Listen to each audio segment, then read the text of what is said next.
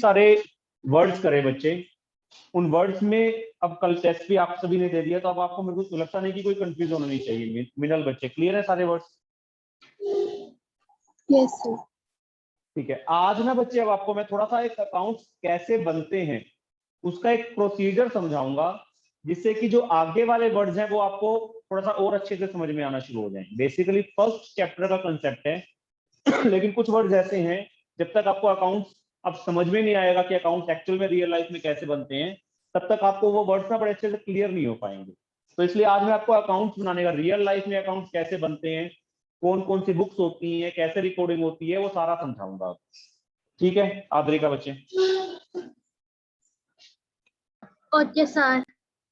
तो ये first chapter का है। अभी इस चैप्टर में ये चीज आएगी नहीं, लेकिन ये प्रोसेस मैं जो समझा रहा हूँ अकाउंट्स आज आपको, इसको अच्छे से समझना, क्योंकि इसको समझ में आने के बाद ही आपको काफी सारे वर्ड्स हैं जो इनकी क्लैरिटी हो पाएगी कि उनका मतलब क्या होता है। अश्मीत क्लियर है बच्चे? ठीक है, जो देखते जब आप अकाउंट्स बनाते हो, तो रियल लाइफ में जब आप अकाउंट्स बनाते हो, प्रैक्टिकली आप अकाउंट्स बनाते हो, तो उसमें जो है आप अपनी मर्जी से नहीं बनाते हो। ऐसा नहीं है कि हमारी मर्जी है हम कोई भी रजिस्टर रख लें और उसके अंदर अपने अकाउंट्स बनाना शुरू कर दें, ऐसा नहीं होता। हम जो है एक बड़े सिस्टमेटिक वे में अकाउंट्स बनाते हैं। वो सिस्टमेटिक वे है क्या? प्रोसीजर है बेसिकली। सबसे पहले एक होता है आइडेंटिफिकेशन।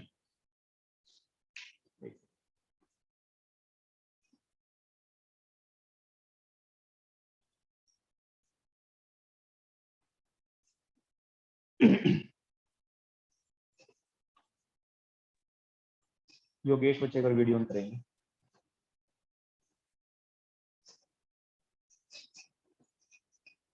ठीक है योगेश, अगर दोबारा से ऑन करेंगे वीडियो। ठीक है बच्चे, तो अकाउंट्स जब हम बना रहे हैं तो सबसे पहले आप आइडेंटिफिकेशन करते हो। अब इस आइडेंटिफिकेशन का मतलब क्या है वो देखते हैं। आइडेंटिफिकेशन में जब आप बिजनेस कर रहे हो तो बिजनेस में रोज की काफी सारे इवेंट्स हो रहे हैं, काफी सारी ट्रांजेक्शन्स हो रही हैं, तो आप ये आइडेंटिफाई करते हो कि वेदर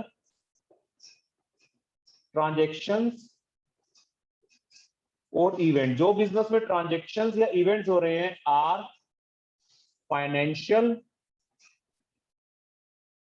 और नॉन फाइनेंशियल। जब आप अकाउंट्स बनाते हो तो सबसे पहले आप ये आइडेंटिफाई करते हो कि जो अकाउंट्स के अंदर, बिजनेस के अंदर ट्रांजेक्शन्स हो रही हैं, वो ट्रांजेक्शन्स जो है वो फाइनेंशियल है या नॉन फाइनेंशियल। फाइनेंशियल होता है विच can be expressed in terms of money, जो मनी की फॉर्म में एक्सप्रेस हो सकती है और जिससे हमारे एसेट्स में या लायबिलिटीज में या कैपिटल में कोई चेंज आता हो। मतलब या तो एसेट, किसी ना किसी एसेट में कोई ना कोई चेंज आ जाएगा, या किसी ना किसी लायबिलिटी में कोई ना कोई चेंज आ जाएगा, या कैपिटल में कोई ना कोई चेंज आ जाएगा। वो तो ट्रांजेक्शन्स हमारी होंगी फाइनेंशियल। एक होती है नॉन फाइनेंशियल। नॉन फाइनेंशियल का मतलब होता है विच can not be expressed in terms of money, जिसको कि आप मनी की फॉर्म में एक्सप्रेस नहीं कर सकते हो। वो कोई ऐसा इवेंट हुआ है बिजनेस के अंदर जिससे बिजनेस पर इफेक्ट तो पड़ा, बट आप उस इफेक्ट को मनी की फॉर्म में मेजर नहीं कर सकते। उसको हम नॉन फाइनेंशियल ट्रांजेक्शन या नॉन फाइनेंशियल इवेंट कह देते हैं। अश्मीत क्लियर है बच्चे चीज? तो दो टाइप की ट्रांजेक्शन या इवेंट्स होते हैं, एक फाइनेंशियल और एक non financial. Financial which can be expressed in terms of money, non financial which can not be expressed in terms of money. Ashmit clear है बच्चे चीज? बिल्कुल। सपोज मैं कहता हूं फर्नीचर परचेज, फर्नीचर परचेज को क्या आप मनी की फॉर्म में एक्सप्रेस कर सकते हो? कनक,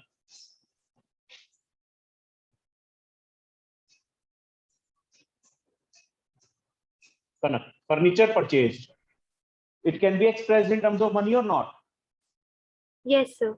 यस। तो वो हमारे फाइनेंशियल ट्रांजेक्शन हुई, नॉन फाइनेंशियल ट्रांजेक्शन हुई? फाइनेंशियल। फाइनेंशियल। मैं कहता हूँ वेजेस पेड, हमने अपने एम्प्लॉइज को वेजेस पे करी है, क्या आप उसको मनी की फॉर्म में एक्सप्रेस कर सकते हो? नहीं कर सकते हो? कर सकते हैं सर। और इसे एसेट्स वगैरह में चेंज भी आएगा, कैश में चेंज आएगा, फर्नीचर हाँ जी। परचेज करने से फर्नीचर में चेंज आएगा, कैश में चेंज आएगा। Yes sir. तो ये तो है फाइनेंशियल ट्रांजेक्शंस। नॉन फाइनेंशियल मैं कहता हूं resignation by an experienced manager. एक बड़ा अच्छा मैनेजर था, उसने रेजिग्नेशन दे दिया। मोहिलीन बच्चे, क्या हमारे बिजनेस पर इंपैक्ट पड़ेगा? Yes sir. लेकिन क्या उस इंपैक्ट को हम मनी की फॉर्म में एक्सप्रेस कर सकते हैं? No sir. No sir, because उससे क्योंकि एसेट में भी चेंज नहीं आएगा, लायबिलिटीज में भी, कैपिटल में भी नहीं, तो उसको मनी की फॉर्म में तो एक्सप्रेस नहीं कर सकते ना बच्चे। Yes sir. तो वो एक नॉन फाइनेंशियल ट्रांजेक्शन या नॉन फाइनेंशियल इवेंट है। स्ट्राइक बाय एम्प्लॉइज, आद्रिका बच्चे, एम्प्लॉइज ने स्ट्राइक कर दी, कि हमारे बिजनेस पर इफेक्ट पड़ेगा? Yes sir. But that effect can not be measured in terms of money. Yes sir. तो इसका तो फाइनेंशियल ट्रांजेक्शन या फाइनेंशियल इवेंट है या नॉन फाइनेंशियल इवेंट है? नॉन फाइनेंशियल इवेंट है सर। बिल्कुल जी, बिल्कुल। सभी को इसका मतलब क्लियर है? मीनल क्लियर है ना? मतलब फाइनेंशियल एक ट्रांजेक्शन या इवेंट्स होती हैं, एक नॉन फाइनेंशियल ट्रांजेक्शन या इवेंट्स होती हैं। सर एक बार नॉन फाइनेंशियल के एग्जांपल्स रिपीट कर दो कैसे। जैसे resignation by an experienced manager, एक बड़े अच्छे मैनेजर ने रिजाइन कर दिया, हमारे बिजनेस पर इफेक्ट पड़ेगा नहीं पड़ेगा मीनल बच्चे? पड़ेगा। लेकिन उसको आप मनी की फॉर्म में एक्सप्रेस तो नहीं कर सकते। No sir. Strike by employees, employees ने स्ट्राइक कर दी, क्या उससे हमारे बिजनेस पर इफेक्ट पड़ेगा? पड़ेगा। इंपॉर्टेंट है, लेकिन उसको मनी की फॉर्म में एक्सप्रेस नहीं कर सकते। मैं लिख सकता हूँ डिस्प्यूट बिटवीन टू मैनेजर्स, दो मैनेजर्स में आपस में लड़ाई हो गई, क्या उससे बिजनेस पर इंपैक्ट पड़ेगा? Yes sir. But that impact can not be measured in terms of money. Yes sir. तो इनको हम नॉन फाइनेंशियल ट्रांजेक्शंस या नॉन फाइनेंशियल इवेंट्स कह देते हैं। क्लियर है बच्चे? Yes sir.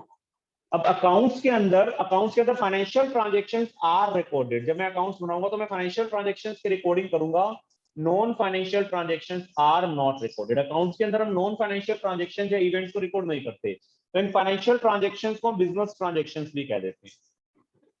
बिजनेस ट्रांजेक्शंस का मतलब है जिसको आप मनी की फॉर्म में एक्सप्रेस कर सकते हो, जो एक इकोनॉमिक एक्टिविटी है। एक इकोनॉमिक होती है, एक नॉन इकोनॉमिक होती है।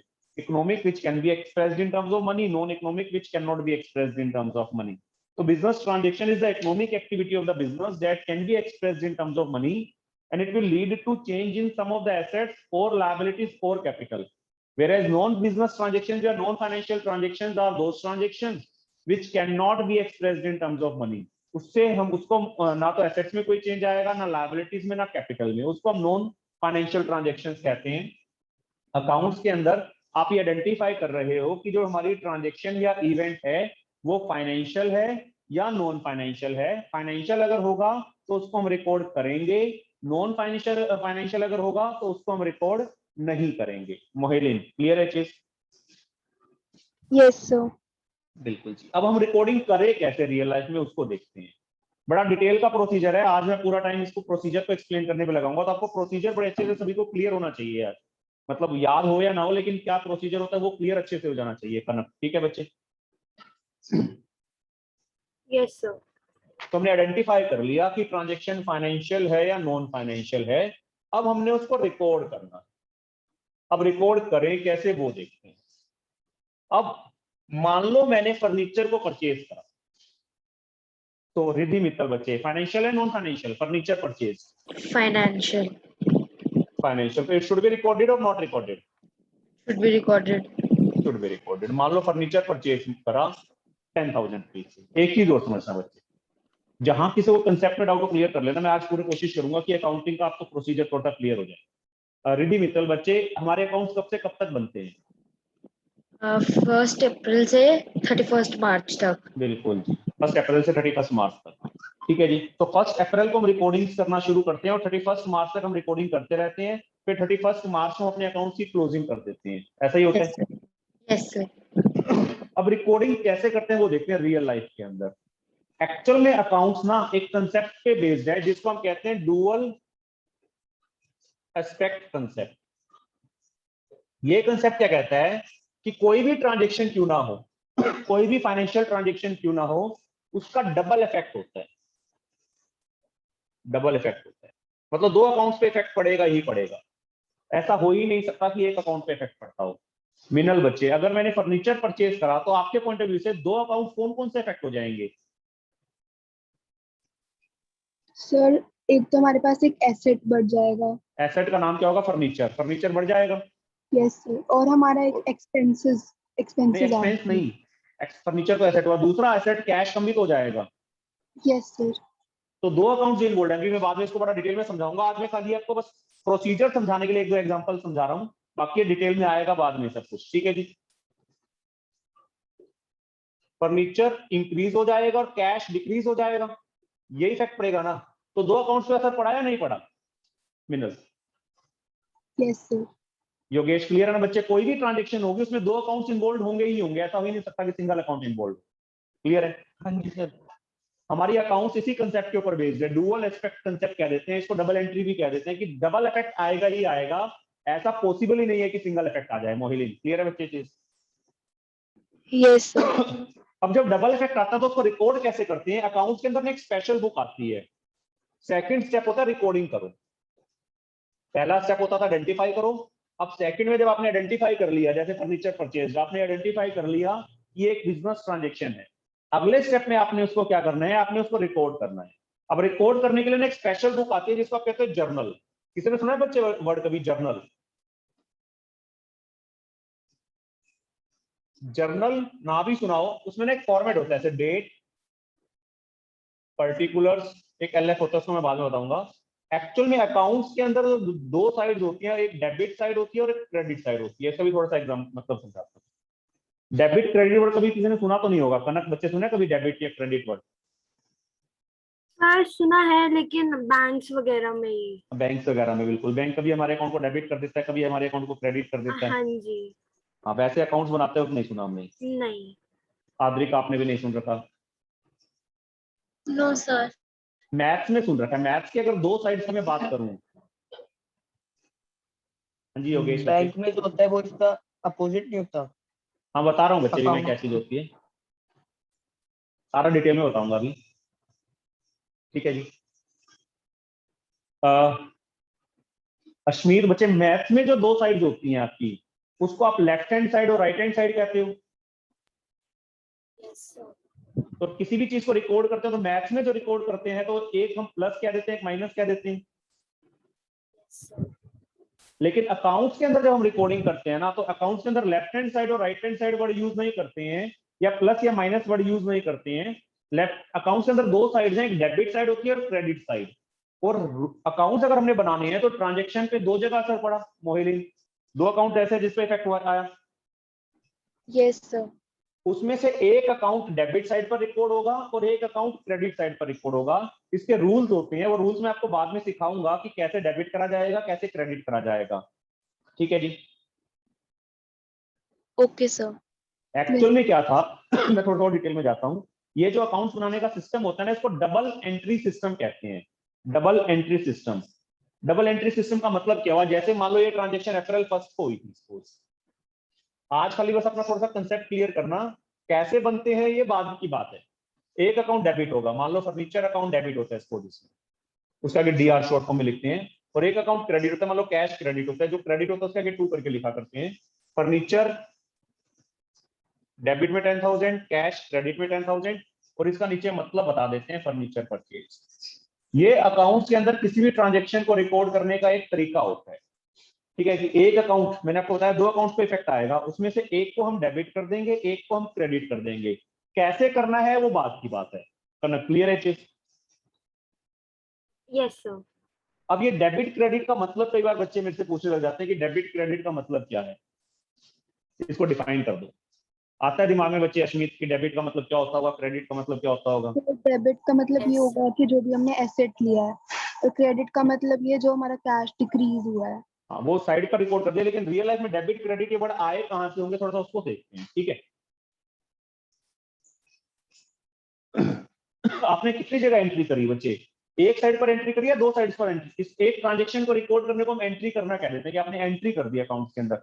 आपने कई बार वर्ड सुना होगा कि एंट्री पास कर दो, एंट्री पास कर दो। आदमी का सुना है कभी वर्ड? Yes, sir. तो ये जो आपने एक सिंगल ट्रांजेक्शन को रिकॉर्ड कर दिया ना, इसको हम एंट्री पास करना कह देते हैं, जर्नल एंट्री पास कर दिया आपने बेसिकली एक। ठीक है जी आद्रिका? Yes sir. एंट्री आपने दो साइड पर पास करी या सिंगल साइड पर पास करी? सर दो साइड्स पे। हाँ, तो इसलिए ना इसको हम डबल एंट्री कह देते हैं। तो इस अकाउंट जो हम बनाते हैं ना, उसको हम डबल एंट्री सिस्टम भी कह देते हैं कि एक एंट्री जब मैं पास करता हूं तो उसकी डबल जगह रिकॉर्डिंग होती है, एक डेबिट वाली साइड पर और एक क्रेडिट वाली साइड पर। क्लियर है? Yes sir.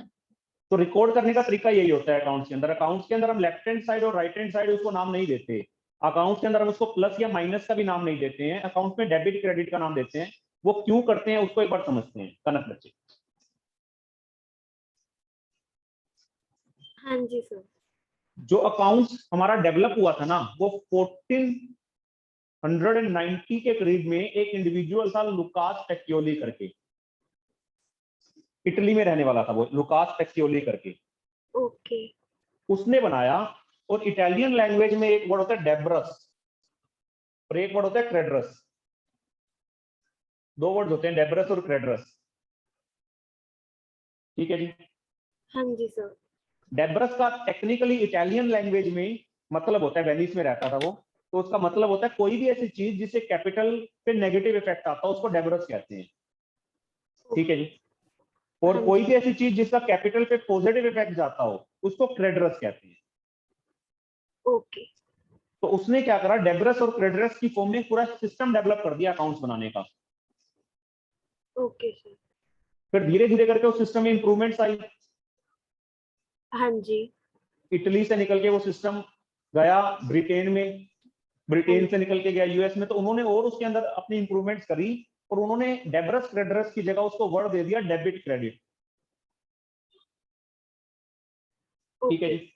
हाँ तो जी। 1400 लगा लो, 1500 का 1600, 17, 18, 19, 500 लगभग साल हो गए हैं। तो 500 ईयर्स के आसपास में ये सिस्टम इतना ज्यादा डेवलप आज हो गया है, जिस सिस्टम को हम पढ़ रहे हैं वो बिल्कुल अपने आप में एक साइंटिफिक सिस्टम है। साइंटिफिक का मतलब है जिसके अंदर कोई भी मिस्टेक होने का चांस नहीं होता। ठीक है? हाँ जी। ठीक है जी। तो मिनल क्लियर है बच्चे? डेब्रस क्रेडरस से डेबिट क्रेडिट वर्ड निकल के आए हैं जो कि इटालियन लैंग्वेज के वर्ड थे। Yes sir. तो एक जर्नल बुक होती है, इसमें ट्रांजेक्शन रिकॉर्ड होती है। जैसे पहले एक ट्रांजेक्शन रिकॉर्ड हो गई, मान लो आपने उसके बाद मशीनरी परचेज करी, तो एक और एंट्री पास हो जाएगी मशीनरी परचेज की, उसमें से एक डेबिट हो जाएगा एक क्रेडिट हो जाएगा। क्लियर है? Yes sir. समझना बच्चे, आज मैं पूरा एक प्रोसीजर समझाने की कोशिश कर रहा हूं। अब अगर मान लो पहले दिन 50 ट्रांजेक्शन हुई कनक, तो कितनी ट्रांजेक्शन पास हो जाएंगी पहले दिन, कितनी एंट्रीज पास हो जाएंगी? सर एक बार एक्सप्लेन कर दो दोबारा, मान लो ये मतलब फर्स्ट क्वेश्चन ट्रांजेक्शन, बता दो। मान लो अप्रैल 1 को एक ये ट्रांजेक्शन हुई, आपने ये ट्रांजेक्शन को रिकॉर्ड कर दिया। हाँ जी। एक ट्रांजेक्शन को रिकॉर्ड करने को हम एक एंट्री पास करना कह देते हैं कि एक एंट्री पास हो गई। हाँ जी। अगर पहले दिन 50 ट्रांजेक्शन है तो कितनी एंट्रीज पास हो गई? 25। नहीं, एंट्रीज एक 50 ट्रांजेक्शन है तो डेबिट क्रेडिट की फॉर्म में आप इसको पूरी एक एंट्री कहते हो, एक एंट्री हो गई। तो 50 ट्रांजेक्शन है तो 50 एंट्रीज हो गई। हाँ जी। हाँ जी। ऐसे अगले दिन मान लो 100 ट्रांजेक्शन हुई तो 100 एंट्रीज पास हो गई। हाँ जी। तो सीक्वेंस में मैं रिकॉर्ड मेंटेन करता जा रहा हूँ। मोहिलिन बच्चे, मान लो अप्रैल के मंथ में 5000 ट्रांजेक्शन हो गई, तो अप्रैल मंथ में कितनी एंट्रीज पास हो गई? सर 5000। 5। अब पूरे ईयर के अंदर मान लो टोटल मिला के मैं मान के चलता हूँ 50,000 एंट्रीज ट्रांजेक्शन हो गई, तो कितनी एंट्रीज पास हो गई?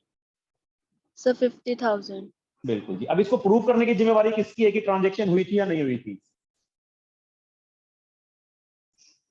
मान लो किसी दिन अकाउंटेंट के पास ओनर आता है और कोई भी ट्रांजेक्शन, मैंने कहा 50,000 ट्रांजेक्शन पूरे साल की है, मान लो वो 2250 नंबर की ट्रांजेक्शन को उठा के कहता है भाई ये तो आपने लिख रखा है फर्नीचर परचेज, हुआ ही नहीं है तो तुमने झूठ लिख रखा है, प्रूव करो। तो प्रूव करने की रिस्पॉन्सिबिलिटी किसकी है? सर जो अकाउंटिंग कर रहा है। जो अकाउंट्स मेंटेन कर रहा है, तो उसकी उसकी रिस्पॉन्सिबिलिटी। आज मैं काफी वर्ड्स बता रहा हूँ जो भी यूज होने वाले हैं, तो वो जब मैं अकाउंटिंग प्रोसीजर समझा दूंगा तो वो वर्ड्स अपने आप समझ में आ जाएंगे। ठीक है मोहिलीन बच्चे? तो रिस्पॉन्सिबिलिटी किसकी? अकाउंटेंट की। हाँ जी सर। तो अकाउंटेंट क्या करता है, जब भी कोई ट्रांजेक्शन होगी ना उसका प्रूफ मांगेगा पहले। प्रूफ को हम सोर्स डॉक्यूमेंट कहते हैं कि इसका कुछ ना कुछ रिटर्न में डॉक्यूमेंट होना चाहिए, इससे ये प्रूफ होगी वो ट्रांजेक्शन हुई थी। क्लियर है? Yes sir. जैसे मान लो मैं बिजनेस के अंदर फर्नीचर लेके आया 5,000 रुपए का, मैंने अकाउंटेंट को कहा भाई 5,000 का फर्नीचर है, आप मुझे 5,000 रुपीज दे दो। तो योगेश, क्या अकाउंटेंट मुझे ऐसे ही 5,000 रुपए दे दे या मेरे से कहे कि भाई इसका बिल दो? बिल मांगे। बिल, बिल्कुल। उस बिल को मैंने सोर्स डॉक्यूमेंट कह दिया, बिल उसने मांग लिया, मान लो बिल हमारे पास आ गया, प्रूफ आ गया, ठीक है जी, क्लियर है? रिद्धि मित्तल, क्लियर है बच्चे यहाँ तक? Yes sir. वो जब उस बिल को मांगेगा ना, ये रियल लाइफ में प्रोसीजर होता है बच्चे, जो मैं समझा रहा हूँ, थोड़ा सा कंसेप्ट क्लियर करना, रट्टा नहीं मारना, कभी सोचो कि हमें तो भाई याद ही नहीं हो रहा, अभी याद नहीं करना, बाद में करेंगे याद इसको, रिद्धि, ठीक है बच्चे? अब इस बिल के साथ क्या करता है वो, एक और डॉक्यूमेंट होता है, हर कोई फर्म ना अपनी अपनी एक प्रिंट आउट प्रिंट कराते हैं जिसको वाउचर कहते हैं। जैसे मान लो मेरी फर्म का नाम है XYZ लिमिटेड, मैं एक अपनी तरफ से एक स्लिप प्रिंट कराऊंगा जिसमें डेट लिखी होगी, सीरियल नंबर लिखा होगा, डेबिट किसको करना है ये लिखा होगा, क्रेडिट किसको करना है ये लिखा होगा, यहाँ पर अकाउंटेंट के साइन होंगे, यहाँ पर रिसीवर के साइन होंगे, यहाँ पर एक अथोराइज्ड पर्सन के साइन होंगे, ठीक है जी? हमने अपनी प्रिंट करवा रखी है स्लिप्स, ठीक है जी? Yes sir. जैसे फर्नीचर 5,000 का था, तो आपने क्या करा, डेबिट में मैंने क्या कहा, अभी फर्नीचर परचेज में डेबिट क्या होना चाहिए, furniture, yes sir. Credit cash. Accountant ने इसको फिल कर दिया 5,000 को, आज की डेट डाल दी, मान लो 1 अप्रैल की डेट है 2021, फर्स्ट ट्रांजेक्शन थी, सीरियल नंबर 1 डाल दिया, क्लियर है? Yes sir. अकाउंटेंट ने रिसीवर को कहा भाई अपने साइन कर दे, रिसीवर ने साइन कर दिए। Yes sir. अकाउंटेंट ने फिर कहा रिसीवर को भाई जो अथोराइज्ड पर्सन है जा उसके भी साइन करा के लेके आ। मान लो बिजनेस का ओनर जो है वो अथोराइज्ड पर्सन है, तो हम ओनर के पास लेके गए, बिल भी लेके गए, वाउचर भी लेके गए, उसको फर्नीचर चेक करवा लिया, देखो जी ये 4 टेबल्स हैं, 10 चेयर्स हैं जो आपने कहा था, इसको चेक करके इसके ऊपर साइन कर दो, तो अथोराइज्ड पर्सन ने वेरीफाई करके साइन कर दिया। Yes sir. अब अकाउंटेंट भी अपने साइन करेगा और इस बिल को इसके साथ स्टेपल कर देगा वाउचर के साथ, यस सर। और एक फाइल में लगा देगा, ठीक है जी? Yes sir. वाउचर को जब फाइल में लगा दिया तो इस ट्रांजेक्शन को उसने फिर उसके बाद रिकॉर्ड करा, मतलब पहले वाउचर फिल हुआ उसके बाद उसने जर्नल के अंदर रिकॉर्ड कर दिया उस ट्रांजेक्शन को, फर्स्ट ट्रांजेक्शन का फर्स्ट वाउचर बन गया, क्लियर है? Yes sir. ऐसे ही सेकंड ट्रांजेक्शन हुई होगी, उसने सेम प्रोसीजर को फॉलो करा होगा।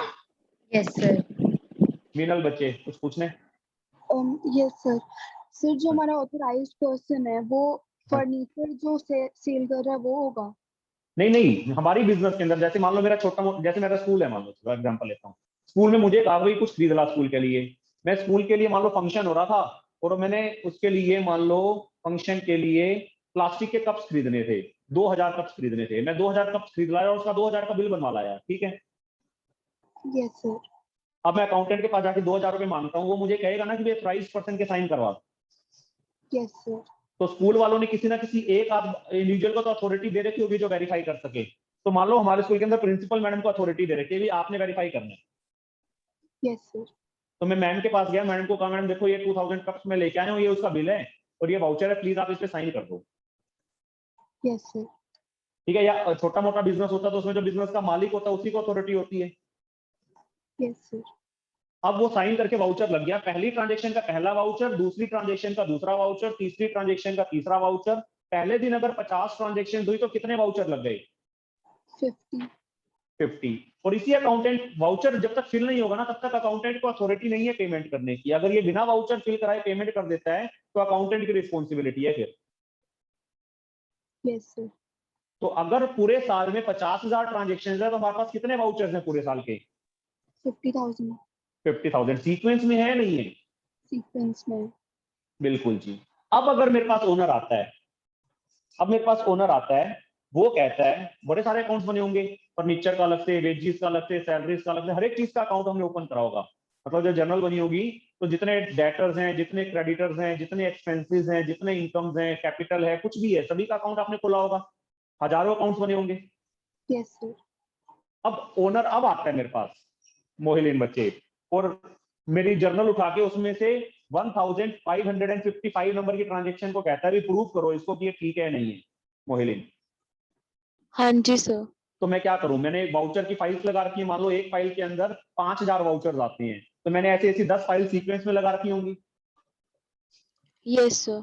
मैं पहली वाली फाइल उठाऊंगा, उसमें से वाउचर खोल के 1555 नंबर का वाउचर निकालूंगा, उसमें ओनर को दिखाऊंगा ये देखो जी वाउचर है, ये देखो जी बिल है, ये रिसीवर के साइन है, ये आपके भी साइन हुए पड़े हैं, तो क्या प्रूफ हो गया नहीं हो गया कि ट्रांजेक्शन एक्चुअल में हुई थी? यस सर, हो गया। तो अपने आप में एक बड़ा साइंटिफिक सिस्टम हो गया ना कि भाई ट्रांजेक्शन को बिना प्रूफ के रिकॉर्ड ना करो, प्रूफ के साथ वाउचर फिल करा लो और उसमें ऑथराइज्ड पर्सन के भी साइन करा लो, ताकि बाद में वो ये ना कहे कि आपने गलत बिल बनवा लिया था। Yes sir. तो इस तरीके से ट्रांजेक्शन को रिकॉर्ड होता है। डेबिट कैसे करते हैं, क्रेडिट कैसे करते हैं, वो मैं आपको बाद में सिखाऊंगा जब ये चैप्टर आएगा। ठीक है बच्चे? सर, हाँ जी बच्चे। सर बिल और वाउचर में Difference डिफरेंस है। क्या है? बिल तो है ट्रांजेक्शन का प्रूफ है, अगर वाउचर है वो तो मैंने खुद बनाया ना, हाँ जी वाउचर तो सर। हमने खुद बनाया, तो वाउचर के बेसिस पर क्या ये प्रूफ हो जाएगा कि एक्चुअल में 4 चेयर्स आई थी या 10 टेबल्स आई थी? No sir. तो बिल आएगा, बिल इस चीज का प्रूफ है कि ट्रांजेक्शन एक्चुअल में हुई है, फिर उस बिल को वाउचर के साथ अटैच करके वाउचर इस चीज का प्रूफ है कि हमने सही सही उसको रिकॉर्ड कर दिया, डेबिट सही करा, क्रेडिट सही करा। वाउचर इसलिए बनता है कि सीक्वेंस आ जाए 1 2 3 4, बिल तो सीक्वेंस के हिसाब से नहीं आएंगे ना, बाद से जो कट के आएंगे। Okay sir. तो हम चाहते हैं सीक्वेंस में आ जाए, तो 1 2 3 4 करके ऐसे सीक्वेंस नंबर आ जाए, first sequence, second, third, fourth, तो सीरियल में आ जाएगा, तो बाद में उसको ढूंढना आसान हो जाएगा। अगर मिक्सअप हो जाएगा तो फिर ढूंढना बड़ा मुश्किल हो जाता है। और सर डेबिट में हम वो चीज लिखते हैं जिस जिस चीज को हमने खरीदा है। नहीं, एक्चुअल में डेबिट क्रेडिट के रूल्स मैं आपको बाद में सिखाऊंगा, अभी उसके अंदर ना जाना, डेबिट क्रेडिट किसको करते हैं, क्योंकि वो पूरा चैप्टर है। रूल्स के हिसाब से करते हैं, बस अपनी मर्जी से नहीं करते, रूल्स के हिसाब ओके से करते सर। हैं। रूल्स जो है वो उसको समझने में आपको बाद में हफ्ता लगेगा, कभी अभी नहीं समझ में आएंगे वो। जर्नल का जो चैप्टर करवाऊंगा आपको मैं, वो लगभग हफ्ते के करीब में कवर करवाऊंगा बाद में। ये ओके चैप्टर्स हैं सर। सारे बाद में। ठीक है जी? तो ये समझ में आ गया ना कि ऐसे रिकॉर्ड होता है। कश्मीर क्लियर है ना बच्चे कि हम जर्नल में रिकॉर्ड करते हैं, लेकिन बिना वाउचर के रिकॉर्ड नहीं करते, वाउचर के साथ बिल को अटैच करके फिर जर्नल में रिकॉर्ड करते हैं, ताकि कभी भी अकाउंटेंट से प्रूफ मांगा जाए तो वो प्रूफ दे दे। यस। अब एक चीज और समझना बच्चे, जर्नल एक सिंगल बुक है कनक, यस सर। इस सिंगल बुक में एक ही आदमी रिकॉर्ड कर सकता है एक बार में। हाँ जी। अगर तो बिजनेस छोटा है हमारा, नंबर ऑफ ट्रांजेक्शन कम है, तो एक इंडिविजुअल के लिए पॉसिबल है कि वो रिकॉर्ड कर देगा। हाँ जी। लेकिन अगर बिजनेस बहुत बड़ा है, नंबर ऑफ ट्रांजेक्शन हजारों दिन की हैं, तो क्या एक इंडिविजुअल के बस की बात है कि इसको रिकॉर्ड कर दे? No sir. तो उस केस में फिर जर्नल जो है वो अपने आप में एक बड़ा अच्छा ऑप्शन नहीं है, क्योंकि जर्नल के अंदर इतनी सारी ट्रांजेक्शन को एक आदमी के बस की बात नहीं है। क्लियर है? हाँ जी। तो उस केस में एक हमारे पास एक और ऑप्शन है जिसको हम कहते हैं सब्सिडरी बुक्स। फिर हम ट्रांजेक्शन्स को ना बाइफरकेट कर देते हैं, हम अलग अलग से बुक्स बनाते हैं, कैश बुक बना देते हैं, एक परचेजेस बुक बना देते हैं। उसमें क्या करते हैं, हमने ट्रांजेक्शन्स को बाइफरकेट कर दिया, कैश की ट्रांजेक्शन्स को अलग कर दिया, गुड्स को परचेज करते हैं अगर हम क्रेडिट पे उसको अलग कर दिया, गुड्स को अगर हम सेल करते हैं उसको अलग कर दिया, परचेज रिटर्न को अलग कर दिया, सेल्स रिटर्न को अलग कर दिया। ये 5 ट्रांजेक्शन हमने अलग अलग कर दी, क्योंकि मैक्सिमम यही ट्रांजेक्शन होती है बिजनेस में। ठीक है बच्चे? मोहिलिन, यस सर। और जो बच गई ट्रांजेक्शन एक अलग से बना दी जर्नल प्रॉपर। तो बेसिकली 6 बुक्स अलग अलग से बना दी, जिसमें कि 6 अलग अलग से अकाउंटेंट रख सकते हैं। एक ट्रांजेक्शन एक अकाउंटेंट खाली कैश को रिकॉर्ड करेगा, एक ट्रांजेक्शन गुड्स के परचेज को रिकॉर्ड करेगा, एक सेल को, एक परचेज रिटर्न को, एक सेल्स रिटर्न को, और एक जो रिमेनिंग ट्रांजेक्शन उनको रिकॉर्ड कर लेगा। तो अगर लार्ज बिजनेस है, बहुत बड़ा बिजनेस है, जिसमें हर रोज की हजारों ट्रांजेक्शन हो रही हैं, तो उसमें फिर एक इंडिविजुअल के बस की बात नहीं है। तो फिर जर्नल में रिकॉर्ड ना करके, जर्नल का एक सब्स्टिट्यूट होता है सब्सिडरी बुक, उसमें रिकॉर्ड कर देते हैं। ठीक है बच्चे? Yes sir. Sir cash book में क्या रिकॉर्ड होगा? कैश बुक में खाली कैश की ट्रांजेक्शन इनमें, और जो क्रेडिट की ट्रांजेक्शन है वो बाकी बुक्स के अंदर। मतलब डेप्टर्स वगैरह, हाँ, डेप्टर्स मतलब सारा कुछ। अभी ये चैप्टर आएगा, ये पूरे चैप्टर है जो मैं बता रहा हूँ। जर्नल एक चैप्टर है, कैश बुक एक चैप्टर है, बाकी इन बुक्स का एक चैप्टर है। उस टाइम समझ में आ जाएगा कि इसमें कौन कौन सी ट्रांजेक्शन आएंगी, कौन कौन सी नहीं आएंगी। Okay sir. अभी तो मैं ब्रीफली आपको अकाउंट बनाने का प्रोसीजर समझा रहा हूँ। तो कितने स्टेप्स बताए अभी तक बच्चे मैंने? 2। पहला था आइडेंटिफिकेशन, दूसरा था रिकॉर्डिंग। क्लियर है? कोई डाउट? No sir. किसी को भी डाउट हो बच्चे क्लियर कर लेना साथ के साथ। मोहिलिन बच्चे, हाँ जी सर।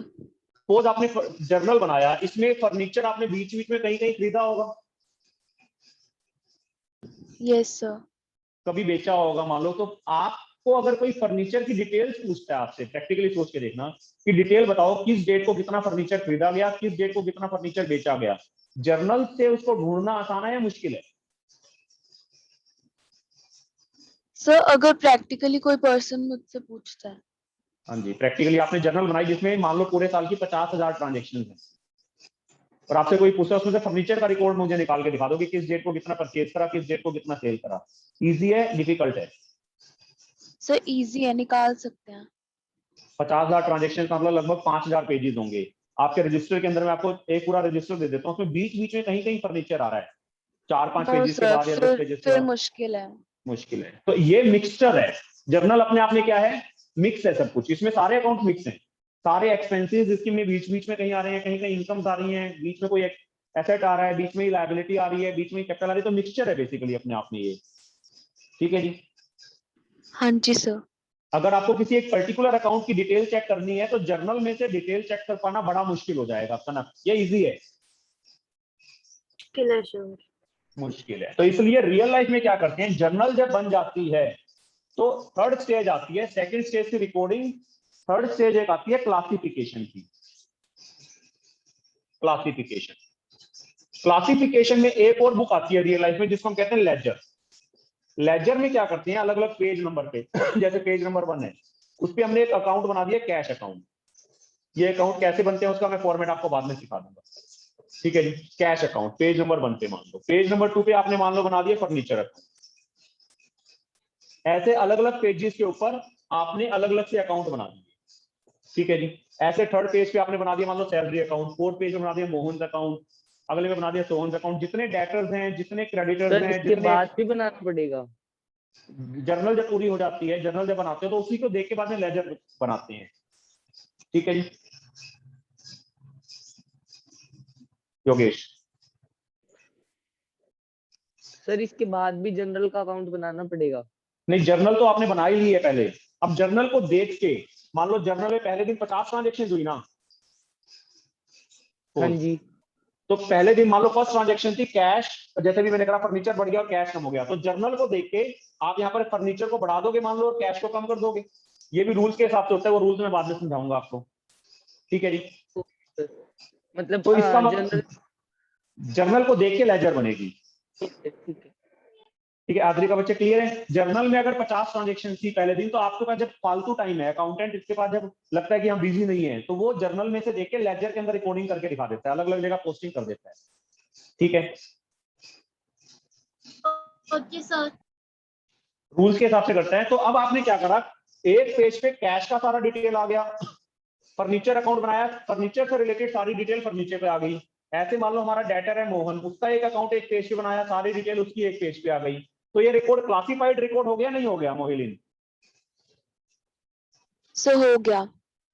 कैसे बनाते हैं वो मैं बाद में सिखाऊंगा। अब आपके क्लासिफाइड रिकॉर्ड आ गया कि फर्नीचर, अगर आपसे अब आप कोई पूछता है, मोहन आपके पास आता है मान लो, और मोहन आपका डेटर है, आपने उससे पैसे लेने हैं, रिद्धि, तो मोहन आपसे पूछता है भाई मेरी ट्रांजेक्शन का रिकॉर्ड बता दो, कब कब क्या क्या ट्रांजेक्शन हुई है ताकि मैं आपको पेमेंट कर सकूं। तो आप जर्नल को देख के उसका बैलेंस बताओगे या लेजर को देख के बताओगे? एक पर्टिकुलर सामान, एक बार क्वेश्चन रिपीट करना सर। बच्चे कोई आपका डेटर है, मान लो मोहन जो है वो आपका डेटर है, यस सर। उसने आपको पैसे देने हैं और वो 20-25 ट्रांजेक्शन हो चुके हैं, आज वो आपका अकाउंट क्लियर करने आया है। Yes sir. तो वो आप उसका अकाउंट का जो उसको डिटेल्स चेक करवाओगे वो कहाँ से करवाओगे, जर्नल को देख के कराओगे या लेजर को देख के कराओगे? जर्नल को देख के। जर्नल में से हजारों पेजेस हैं, उसके अंदर बीच बीच में उसका नाम ढूंढ लोगे क्या आप? नहीं, लेजर में ही देखेंगे। तो किसी चीज का आपको अगर डिटेल्ड रिकॉर्ड चाहिए एक पर्टिकुलर अकाउंट का, चाहे वो एक्सपेंस हो, चाहे वो इनकम हो, चाहे वो डेटर हो, चाहे वो क्रेडिटर हो, चाहे एसेट हो लायबिलिटी, तो अगर किसी अकाउंट का डिटेल्ड रिकॉर्ड चाहिए तो वो कहाँ से मिलेगा हमें मोहिनी? सर लेजर से। लेजर में से। तो लेजर में जितने भी एसेट्स हैं सभी का डिटेल रिकॉर्ड आ गया, जितनी भी लायबिलिटीज हैं सभी का रिकॉर्ड आ गया, कैपिटल का रिकॉर्ड आ गया, जितने भी एक्सपेंसेस हुए हैं सभी का रिकॉर्ड आ गया, जितनी भी इनकम हुई है सभी का रिकॉर्ड आ गया। तो लेजर में अलग अलग से है। मान लो एक्सपेंस में कोई कहता है वेजेस की डिटेल बताओ, तो मैं क्या करूंगा, वेजेस अकाउंट बना रखा होगा उसको चेक करूंगा। क्लियर है मिनल? क्लियर है बच्चे? Yes sir. तो स्टेजेस ध्यान रखना, सबसे पहले आइडेंटिफाई करा था, उसके बाद रिकॉर्ड करा, रिकॉर्डिंग में हमने प्रूफ के साथ रिकॉर्ड करा, लेकिन रिकॉर्डिंग के टाइम हम फटाफट रिकॉर्ड करते गए, हम क्लासीफाई नहीं कर पाए। तो क्लासीफाई हमने बाद में लेजर में करा, एक बुक आई लेजर, जिसके अंदर हमने अलग अलग पेजेस के ऊपर अलग अलग अकाउंट बनाए। जर्नल हम फटाफट से बनाते हैं, लेजर हम जब हमारे पास स्पेयर टाइम होता है तो जर्नल में से देख देख के एक एक एंट्री को हम लेजर में ट्रांसफर करते रहते हैं, जिससे कि क्लासिफाइड रिकॉर्ड आ जाए। मोहिलीन क्लियर है बच्चे चीज? हाँ जी सर। आद्रिका क्लियर है? Yes sir. ठीक है जी। अब ईयर के एंड में मुझे क्या चाहिए? ईयर के एंड में जब आपको अपने अकाउंट को क्लोज करना है तो आप सभी को ना खाली इनका बैलेंस चाहिए, जैसे कैश का बैलेंस कितना है बस वो चाहिए, इसकी डिटेल नहीं चाहिए। कैश जैसे पूरे साल आया कितना, गया कितना, कैश का बैलेंस मान लो 1 लाख रुपए पड़ा है, तो मुझे इन सभी अकाउंट्स का बैलेंस चाहिए, सोच के देख। ठीक है जी। जैसे फर्नीचर डिफरेंस चाहिए, बेसिकली आया कितना, गया कितना, डिफरेंस कितना पड़ा है। ईयर के एंड में मुझे बैलेंस चाहिए होता है कनक बच्चे। Yes sir. तो लेजर के अंदर मान लो 200 अकाउंट्स हैं, तो लेजर भी अपने आप में बहुत बड़ी बुक है। हाँ जी सर। तो मैं क्या करता हूं, 4th नंबर पे करता हूं एक समराइज। अब समराइजेशन में क्या होता है आप एक स्टेटमेंट बनाते हैं जिसको कहते हैं ट्रायल बैलेंस। ट्रायल बैलेंस में क्या करते हो, मान लो आपके 100 अकाउंट्स हैं, तो 100 के 100 का आपने बैलेंस कर दिया, अभी मैंने बताया लेजर आपने बनाई उसमें बैलेंस कर दिया अश्मित। Yes sir.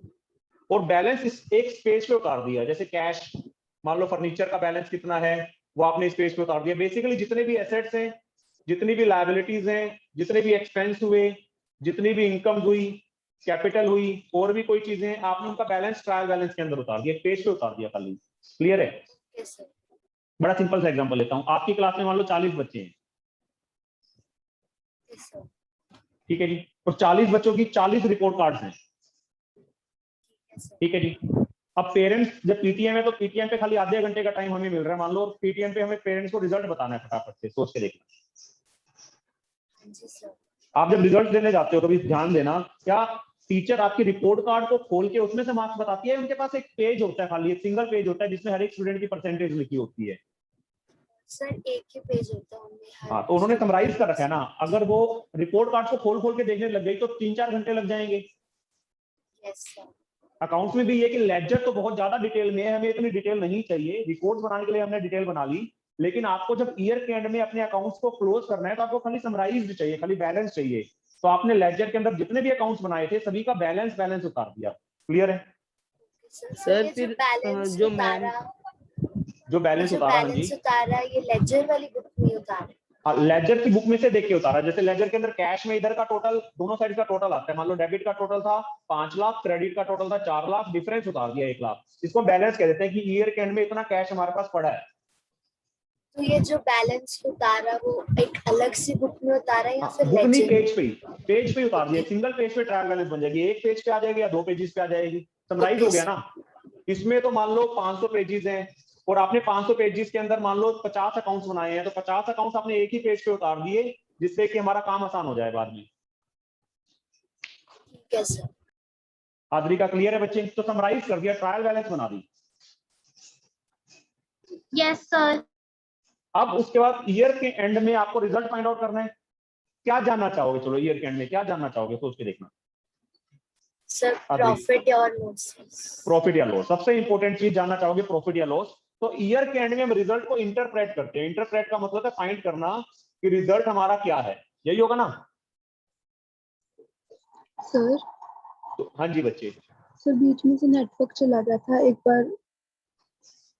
हाँ जी बताओ बच्चे, क्या चीज बताओ बच्चे? ट्रायल बैलेंस में हमने बता दिया कि हम लेजेस में से लिखेंगे।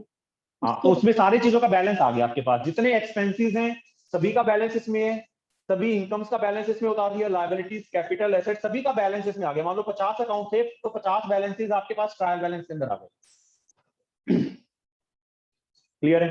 Yes sir. अब आपने क्या करना है, ईयर के एंड में ना 2 चीजें बनती हैं, एक ट्रेडिंग अकाउंट और profit and loss account. Profit and loss की शॉर्ट फॉर्म होती है P&L अकाउंट, और एक बनती है बैलेंस शीट। एक्चुअल में 2 चीजें हमें चाहिए, एक हमें निकालना है प्रॉफिट या लॉस, और एक आद्रिका बच्चे जब मैंने एसेट्स और लायबिलिटीज की डेफिनेशन बताई थी तो मैंने एक बैंक करप्ट वर्ड बताया था, याद हो? Yes sir. मैंने कहा था एसेट्स अगर लायबिलिटी से ज्यादा है तो हमारी फाइनेंशियल पोजीशन अच्छी है, लेकिन अगर लायबिलिटीज एसेट से ज्यादा हो गई तो हमारी फाइनेंशियल पोजीशन अच्छी नहीं है। Yes sir. तो बेसिकली हम एक चीज नहीं जानना चाहते, हम दो चीजें जानना चाहते हैं। एक तो हमारे प्रॉफिट या लॉसेस कितनी है ये जानना चाहते हैं, यस सर। एक हम ये भी जानना चाहते हैं कि हमारी फाइनेंशियल पोजीशन कैसी है। फाइनेंशियल पोजीशन का मतलब क्या है, एसेट्स कितनी है, लायबिलिटीज कितनी है, क्या हम लायबिलिटीज को पे कर पाएंगे या नहीं कर पाएंगे, ये भी तो जानना चाहेंगे। Yes sir. दो चीजें जानना चाहते हैं, एक तो प्रॉफिट्स के बारे में और एक फाइनेंशियल पोजीशन के बारे में। Yes sir. आप क्या करते हो, एक अकाउंट बनाते हो, trading and profit and loss account, ठीक है जी। Yes sir. आपने ट्रायल बैलेंस बनाई, उसमें से इनकम्स का भी बैलेंस आपको पता है, एक्सपेंसेस का भी पता है। Yes sir. इनकम्स को सारों को एक साइड पर रख दिया, एक्सपेंसेस को सारों को एक साइड पर रख दिया। मान लो 20 इनकम्स अलग अलग से हैं और 30 एक्सपेंसेस अलग अलग से हैं। आपने 20 इनकम्स इधर लिख दी, 30 एक्सपेंसेस इधर लिख दिए। Yes sir. अगर इनकम्स का टोटल एक्सपेंसेस के टोटल से ज्यादा आ गया तो आप क्या कहोगे, क्या आ गया, प्रॉफिट। इनकम ज्यादा हो गई एक्सपेंसेस से तो प्रॉफिट हुआ, लॉस यस हुआ। सर। प्रॉफिट। और अगर एक्सपेंसेस का टोटल इनकम्स के टोटल से ज्यादा आ गया तो क्या कहोगे, क्या हो गया, लॉस हो गया। लॉस हो गया। तो मुझे पता चल गया प्रॉफिट या लॉस का। Yes sir. सोच के देखना, अगर मुझे लेजर से बनाना पड़ता ये ट्रायल बैलेंस, ये ट्रेडिंग अकाउंट, तो कितना टाइम लग जाता, पेज पलटता रह जाता उसके अंदर तुम्हें। Yes sir. इसलिए मैंने ट्रायल बैलेंस बना ली कि मुझे पेज पलटने की जरूरत ना पड़े, फटाफट से बन जाए। क्योंकि ये काम 31 मार्च को एक ही दिन के अंदर करना है, तो एक दिन के अंदर करना है तो फिर आपको थोड़ा सा समराइज करना पड़ेगा रिजल्ट को, तभी फटाफट से काम होगा। Yes sir. और बैलेंस शीट में आपने क्या करा, एक साइड पर सारे एसेट्स को दिखा दिया, एक साइड पर सारी लायबिलिटीज को दिखा दिया। Yes sir. ठीक है जी। अगर एसेट्स का टोटल लायबिलिटीज के टोटल से ज्यादा है तो फाइनेंशियल पोजीशन पता चली। फाइनेंशियल पोजीशन गुड है, बैड है। गुड है। और अगर लायबिलिटीज का टोटल एसेट्स के टोटल से ज्यादा आ गया तो फाइनेंशियल पोजीशन। बैड है। तो दो चीजें पता करनी होती है बेसिकली। जब मैं बिजनेस कर रहा हूं तो मेरा बिजनेस करने का पर्पस ही ये है। कनक बच्चे, हाँ जी सर। मान लो मेरे एसेट्स हैं 10 लाख के, हाँ जी। लायबिलिटीज है मेरी 6 लाख की, हाँ जी। तो मेरा 4 लाख इसका तो सरप्लस है, तो मेरी फाइनेंशियल पोजीशन अच्छी है या नहीं हाँ है। जी है प्रॉफिट। अब मुझे प्रॉफिट हुआ बिजनेस के अंदर, मान लो बिजनेस में 3 लाख का, हाँ जी। तो एक प्रॉफिट भी आ गया। हाँ जी। लेकिन मान लो मार्केट डाउन हो गई और मेरे एसेट्स की वैल्यू 10 लाख से रह के खाली 4 लाख रह गई, हाँ जी। तो क्या प्रॉफिट से मैं बिजनेस को संभाल पाऊंगा। नहीं सर। तो इसका मतलब जितना इंपॉर्टेंट प्रॉफिट्स हैं उतना ही इंपॉर्टेंट एसेट्स और लायबिलिटीज भी हैं। हाँ जी। जो बड़े बड़े बिजनेस इंसॉल्वेंट होते हैं वो क्या होते हैं, उन्होंने पैसा इन्वेस्ट कर रखा, मान लो शेयर्स में लगा रखा, शेयर्स की वैल्यू घट गई, उनका बिजनेस डूब गया, प्रॉफिट होते हुए भी डूब गया। हाँ जी। तो इसलिए प्रॉफिट्स के साथ साथ फाइनेंशियल पोजीशन भी इंपॉर्टेंट है। ओके। क्लियर है। तो हमने क्या करा, ईयर के एंड में एक तो प्रॉफिट्स कैलकुलेट कर दिए, प्रॉफिट्स के लिए एक अकाउंट बना दिया, ट्रेडिंग अकाउंट और प्रॉफिट एंड लॉस अकाउंट। एक हमने ईयर के एंड में बैलेंस शीट बना दी जिसमें एसेट्स और लायबिलिटीज को दिखा दिया, तो प्रॉफिट्स के बारे में भी पता चल गया, फाइनेंशियल पोजीशन के बारे में भी पता चल गया। क्लियर है बच्चे ये चीज, हाँ जी आदरिका सर। क्लियर है, यस सर। अश्मीत क्लियर है। सर ये इनकम्स की जगह यहाँ पर रेवेन्यू नहीं होना चाहिए। और रेवेन्यूज भी आ गया, रेवेन्यू लिख लो बेशक से यार, रेवेन्यू में एक तो सेल आ गया बेसिकली। उसके अलावा मैंने आपको कहा था कुछ वो भी होती हैं, इनकम क्या, तो मतलब रियल लाइफ में जब मैं वर्ड यूज करूंगा ना तो इंटरचेंजेबली यूज कर दूंगा। रेंट आ गया, कमीशन आ गई, बेसिकली जो भी रेवेन्यू आता था, कह सकते हो रेवेन्यू, टेक्निकली रेवेन्यू कह सकते हो। लेकिन जब रियल लाइफ में बार बार वर्ड यूज करूंगा ना तो मैं कई बार उसकी इनकम बोल जाऊंगा उसको। लेकिन सर इनकम और रेवेन्यू में तो हाँ, डिफरेंस टेक्निकली डिफरेंस होता है बिल्कुल। आप अकाउंटिंग के पॉइंट से बात करते हो तो यहाँ पर क्या चीज आनी चाहिए, रेवेन्यू। बिल्कुल जी, रेवेन्यू में से एक्सपेंस को माइनस करेंगे, प्रॉफिट आ सकता है, लॉस आ सकता है। बिल्कुल ओके सर। क्लियर है बच्चे प्रोसीजर। अब आप मुझे कोई थोड़ा सा मैं डिस्कशन करता हूँ, मुझे बताना मोहिलिन, अब क्या ये सिस्टम आपके हिसाब से बहुत बढ़िया सिस्टम नहीं है। Yes sir. कोई ट्रांजेक्शन रह जाए क्या उसका स्कोप है, रिकॉर्ड ही ना हो, ऐसा पॉसिबल है क्या। सर नहीं, अगर प्रॉपर कोई मैनर में करो तो। प्रॉपर, क्योंकि वाउचर बन रहे हैं, बिल बन रहे हैं साथ के साथ, कोई फ्रॉड हो जाए उसका स्कोप है क्या, अकाउंटेंट क्या कोई फ्रॉड कर सकता है इसमें। सर हो भी सकता है, नहीं भी। बिना बिल के उसको रिकॉर्ड ही नहीं करना अलाउड, हमें बिना ऑथराइज्ड पर्सन के साइन के रिकॉर्ड ही नहीं करना अलाउड। तो सर फिर नहीं हो सकता। उसके बाद आपको कोई भी रिकॉर्ड चाहिए, तो क्या आपको विद इन सेकंड्स नहीं मिल जाएगा? आपको मोहन का रिकॉर्ड चेक करना है तो लेजर के अंदर मोहन का पेज नंबर खोलो और बता दो उसको। Yes sir. तो ये जो अकाउंटिंग का सिस्टम फॉलो करा जाता है ये पूरे वर्ल्ड में फॉलो करा जाता है। सबसे पहले आइडेंटिफिकेशन करा, फिर रिकॉर्डिंग करी। रिकॉर्डिंग किसमें करी? या तो जर्नल में करी, अगर बिजनेस बहुत बड़ा है तो किसमें कर दी? सब्सिडरी बुक्स में कर दी। रिकॉर्डिंग करने का क्लासिफिकेशन आपने करी लेजर के अंदर। लेजर जब बन जाता तो ईयर के एंड में आपने उस लेजर का बैलेंस करा और एक पेज पे उतार दिया, सिंगल पेज पे उतारा या 2 पेजेस पे आ जाएगा, उसको आपने कह दिया ट्रायल बैलेंस। अब उस ट्रायल बैलेंस में क्योंकि सभी एक्सपेंसेस का बैलेंस आपके पास है, सभी इनकम्स का बैलेंस आपके पास है, सभी एसेट्स का बैलेंस आपके पास है, सभी लायबिलिटीज का बैलेंस आपके पास है, तो आपने उसी ट्रायल बैलेंस की हेल्प से 2 चीजें बनाई। एक trading and profit and loss account बनाया जिसमें एक साइड पर एक्सपेंसेस रखे, एक साइड पर रेवेन्यू रखे। रेवेन्यू का टोटल अगर एक्सपेंसेस के टोटल से ज्यादा हो गया तो प्रॉफिट्स आ गए, अगर एक्सपेंसेस का टोटल रेवेन्यू के टोटल से ज्यादा हो गया तो लॉस आ गए। दूसरा आपने एक बैलेंस शीट बनाई जितने एसेट्स हैं आपने बैलेंस शीट में रखे, लायबिलिटीज आपने बैलेंस शीट में रखी। अगर एसेट्स का टोटल लायबिलिटीज के टोटल से ज्यादा आ गया तो आपकी फाइनेंशियल पोजीशन अच्छी है, अगर लायबिलिटीज का टोटल एसेट्स के टोटल से ज्यादा आया तो फाइनेंशियल पोजीशन अच्छी नहीं है। तो ये हमारा पूरा अकाउंट बनाने का एक प्रोसीजर है जिसको हम 11th क्लास में सीखेंगे। आज आप घर जाके ये सोच के कंफ्यूज ना हो जाना मुझे तो ट्रेडिंग अकाउंट बनाना ही नहीं सिखाया सर ने, मुझे तो जर्नल बनाना ही नहीं सिखाया, ट्रायल बैलेंस बनाना नहीं सिखाया। ये तो हम पूरे साल में सीखने वाले हैं बच्चे, पूरा सिलेबस है आपका बेसिकली ये कि अकाउंट्स बनते कैसे हैं वो सीखेंगे। मोहिलिन क्लियर है? Yes sir. ये वर्ड्स मैंने आपको इसलिए सिखाए क्योंकि कल जब आपका लेक्चर आएगा उसमें एक वाउचर वर्ड आएगा, उसमें एक बिजनेस ट्रांजैक्शन वर्ड आएगा, उसमें एक एंट्री वर्ड आएगा, उसमें अकाउंट वर्ड आएगा। तो वो वर्ड्स अगर आपको मैंने ये सिस्टम सिखा दिया तो आपको वाउचर का मतलब मुझे दोबारा से रिपीट करने की जरूरत नहीं पड़ेगी, एंट्री का मतलब, अकाउंट का मतलब, ट्रांजेक्शन का मतलब ये बताने नहीं पड़ेंगे क्योंकि आपको अकाउंट्स बनाने आगे तो ये वर्ड्स अपने आप समझ में आ जाएंगे। मोहिलिन ठीक है? हाँ जी सर। तो कोई भी स्टूडेंट जिसको इस प्रोसीजर में डाउट हो, ये रियल लाइफ में अकाउंट्स बनाने का प्रोसीजर होता है। रूल्स अभी मैंने आपको नहीं बताए लेकिन आपको पता होना चाहिए सीक्वेंस क्या है। आइडेंटिफिकेशन से रिकॉर्डिंग एदर इन जर्नल और subsidiary books, then classification in ledger, then summarisation in the form of trial balance, then after that year end में इंटरप्रिटेशन रिजल्ट फाइंड आउट करना है, that is by preparing trading and profit and loss account and balance sheet. Adri का बच्चे clear है procedure? Yes sir. किसी भी बच्चे को कोई डाउट हो बच्चे? Ashmeet, no sir. विनल बच्चे कुछ डाउट है? No sir. Kanak, no sir. Mohilin, no sir. Riddhi, no sir. Yogesh,